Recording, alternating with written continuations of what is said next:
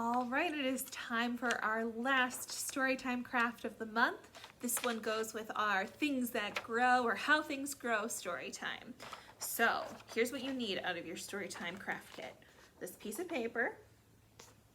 You need a little planter. And then you should have a baggie with dirt in it. And then another little baggie that has some seeds in it. We are going to make a watering can planter. So if you would like to, you can decorate here and decorate these strips too, and then we'll cut those out. And I'm gonna show you what it looks like cut out. It looks like this. So there's dotted lines, and you need to fold on those dotted lines. Do a nice crease. Grown-ups might need to help with this part. And make sure you fold both ways.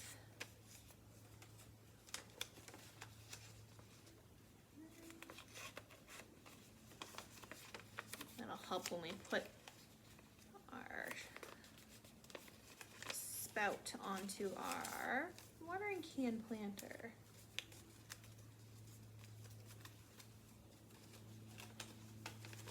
All right.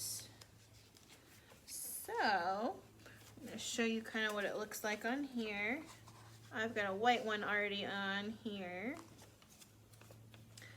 All right, so the flaps here, those are going to be glued. All right, so got this. We're going to fold it in like that, fold out like that.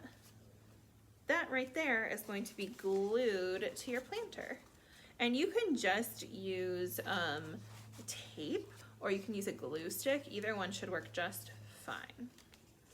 And then, so once that's glued on like that, these little flaps will fold out so it looks like water spout there. If you want to like kind of keep it sturdier, you can put some glue on the inside here, make sure that's sealed nice and tight, and you can put a little piece of tape to connect your circle there. All right, so you'll get that glued on like that. And then you just need your handle. You can fold it in half if you would like to make it a little sturdier. And then that's just gonna go one side to the other. And you have your very own watering can. All right, now it's time to plant your seed though. So you're gonna fill the inside of your planter with your dirt, maybe about halfway or 2/3 full. And then you're gonna take your finger and make a little hole. Once you've done that, you'll take your seed. You might have 1 or 2 marigold seeds. You can put them right in the hole and then cover them back up with dirt. And then you'll wanna give them just a little bit of water. But remember, once you give them water in this, it is going to leak out. See, there's a little hole in the bottom. So you might want to keep this outside or keep a plate or a little bowl underneath to collect any extra water.